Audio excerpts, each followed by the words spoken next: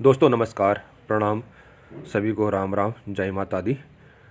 नवरात्रि के छठे दिन माँ कात्यायनी की कथा। नौ दुर्गा के 9 स्वरूपों में से देवी के छठे स्वरूप देवी कात्यायनी के नाम से पूजा जाता है। दोस्तों, वीडियो को लाइक सब्सक्राइब अवश्य करें।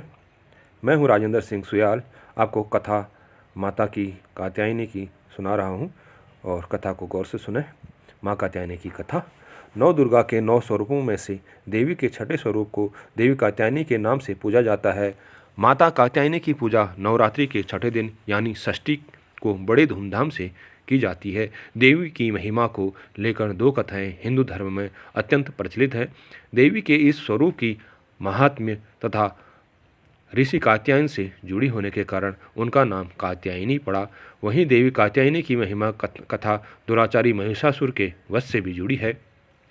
आइए जानते हैं देवी कात्यायनी की महिमा की रोमहर्षक कथा। देवी कात्यायनी का स्वरूप अत्यंत उज्ज्वल और ज्योतिमय है।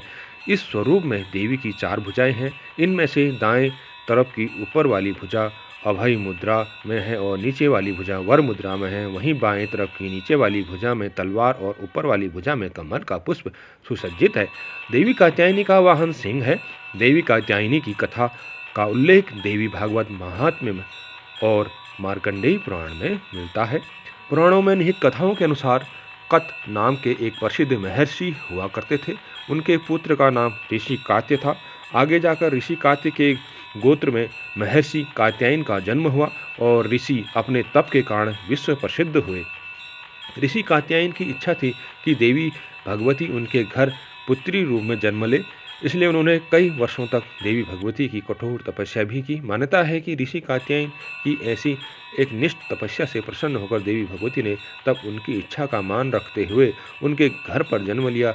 ऋषि कात्यायन की पुत्री होने के कारण ही देवी भगवती देवी कात्यायनी कहलाई। महर्षि कात्यायन ने बड़े प्रेम से देवी कात्यायनी का पालन पोषण किया था। कुछ समय पश्चात पृथ्वी पर दुराचारी महिषासुर का उपद्रव सारी सीमाएं लांघ कर रहा था। महिषासुर को ये वरदान मिला हुआ था कि कोई भी पुरुष कभी उसे पराजित या उसका अंत नहीं कर पाएगा, इसलिए उसे किसी का डर नहीं था और देखते ही देखते उसने देवलोक पर भी अपना कब्जा कर लिया था। तब भगवान विष्णु, प्रजापति ब्रह्मा और देवादिदेव महादेव ने उसका विनाश करने के लिए अपने तेज से मिलित एक देवी को उत्पन्न किया। मान्यता है कि महर्षि कात्यायन ने ही इस देवी की सर्वप्रथम विधिवत पूजा की थी, इसलिए देवी को कात्यायनी के नाम से जाना गया है। वहीं देवी कात्यायनी से जुड़ी एक और अन्य पौराणिक कथा के अनुसार देवी की उत्पत्ति महर्षि कात्यायन के यहाँ आश्विन महीने में कृष्ण चतुर्दशी को हुई थी। उसके बाद महर्षि ने शुक्ल सप्तमी, अष्टमी और नवमी तक देवी की अपनी आश्रम में विधिवत पूजा अर्चना की और दशमी को देवी के इस स्वरूप ने महिषासुर का वध किया था। यही कारण है कि देवी के इस स्वरूप को देवी कात्यायनी के नाम से जाना गया है। महिषासुर का अंत करने के कारण देवी को महिषासुर मर्दनी के नाम से भी जाना गया है। इसके अलावा देवी कात्यायनी से जुड़ी एक और मान्यता ये भी है कि देवी दुर्गा का यह स्वरूप अमोघ फलदायिनी है। ब्रज की गोपियों ने करुणावतार श्री कृष्ण को अपने पति के रूप में पाने के लिए कालिंदी यमुना के किनारे देवी कात्यायनी की ही आराधना की थी। इसी कारण वर्तमान में भी देवी कात्यायनी समस्त ब्रज मंडल की अधिष्ठात्री देवी के रूप में प्रतिष्ठित है। स्कंद पुराण में देवी कात्यायनी के बारे में ये उल्लेख मिलता है कि उनकी उत्पत्ति परमेश्वर के सांसारिक क्रोध से हुई थी।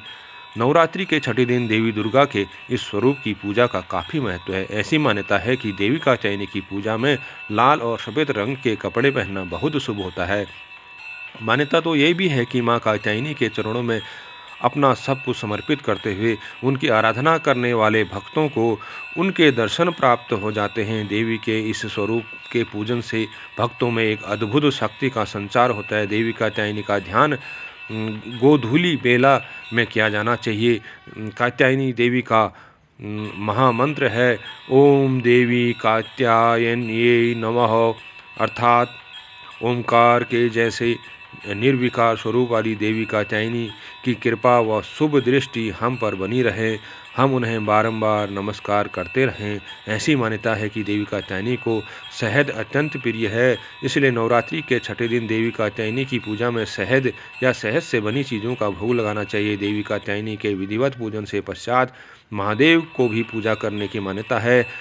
विशेषतः देवी दुर्गा की कात्यायनी अवतार की कथा हमें ये सीख देती है कि अगर शक्ति और संकल्प सच्चा हो तो परम प्रकृति की कृपा सदैव बनी रहती है। जिस प्रकार महर्षि कात्यायन के एक निष्ठ तपस्या से प्रसन्न होकर देवी दुर्गा ने उनकी इच्छा और तपस्या का मान रखा, ठीक उसी प्रकार मनुष्य को अपनी भक्ति, निष्ठा और संकल्प के पथ पर अविचल रहना चाहिए। तो इस तरह माँ कात्यायनी हमें अपना वरदान देंगी, हमें अपना बच्चों की तरह पालती रहेंगी। अच्छा धन, संपत्ति, सुख सभी देने वाली माता को बारंबार प्रणाम। ऐसी माँ हमें कृपा करेगी। तो वीडियो को लाइक, सब्सक्राइब, कमेंट अवश्य करना। माँ देवी की कृपा सभी पर बनी रहेगी। तो ऐसी फलदायी माता सभी के ऊपर कृपा करेगी। वीडियो को लाइक, सब्सक्राइब अवश्य करो। जय माता दी, जय भारत, जय हिंद, जय भारत।